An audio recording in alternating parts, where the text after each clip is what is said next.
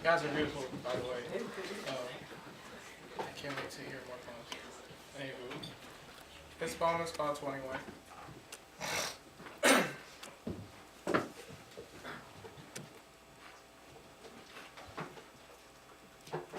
10:30 a.m., December 15th, 2012. Good morning, sun. Blossoms from a 21-year-old cell phone. A smiley face dangling at the end of the message like dew. Today, the sky is open and he feels light. He closes his eyes.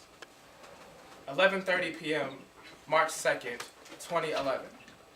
A 20-year-old is unhinging his father's window when it cracks. He doesn't trip. It blends in with the rest of the house. The stingy floor holding dirty clothes hostage. The steeping dishes. The piles of conversations molding next to the wrinkled bell peppers in the fridge. In the morning, he's surprised when his father notices. 8:30 p.m., April 29th, 2011.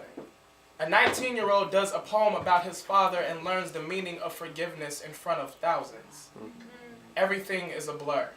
The audience congeals into the face of the man he wished he invited. He imagines each pair of clapping hands a teardrop or bead of sweat, some morsel of pride or fear rolling down his pop's face. 10:45 p.m., March 27, 2009. A father jokingly says to a 17-year-old son, "If you want to win this poetry shit, you're going to have to write some tragedies." The irony doesn't make the boy's stomach turn, but rather rip apart like an old quilt being clawed through by beasts. Later that night, the boy locks himself in the bathroom, howling so hard he vomits blood, cloth, and thread into his palms. He wipes his hands with a composition notebook.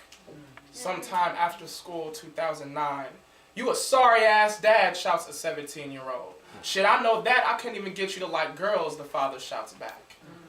They have mastered the art of destroying foundations. Worlds even. Sometime in the morning before school, 2008, a 16-year-old is holding the computer plug he yanked out of the wall in just enough time to shame his father awake. They are standing face to face. The naked man on the monitor was a hungry thing, sucking the air out the house like bone marrow. The father and son's relationship becomes a hollow skeleton, immediately hung in the family closet. 7 p.m., June 10th, 2003. A sixth grader overhears his father say suicide is for weak-minded white people over the phone. The child has never been so confused. 12:15 p.m., September 11th, 2001. A fourth grader is watching the news in his father's living room. The Twin Towers are violently blown dandelions, each body spiraling out of windows a seed. The boy makes a wish for his end to be just as graceful. The child has never been so jealous, so sick. His father says, suicide is the best they can do. That leaping off of buildings is less painful than burning alive. This makes the child more eager. He's been on fire since birth. 8:30 p.m., October 31st, 1994. A 3-year-old dressed as Barney is carrying his weight in candy. His eyelids grow heavy as the sidewalk rises to his face. He awakes floating on his father's chest and clenches his t-shirt. It will always be like this. The child knows this as fact. Sometime on July 13th, 1991, a man is holding the most fragile part of himself in complete disbelief. There's no way he's created something so flawless.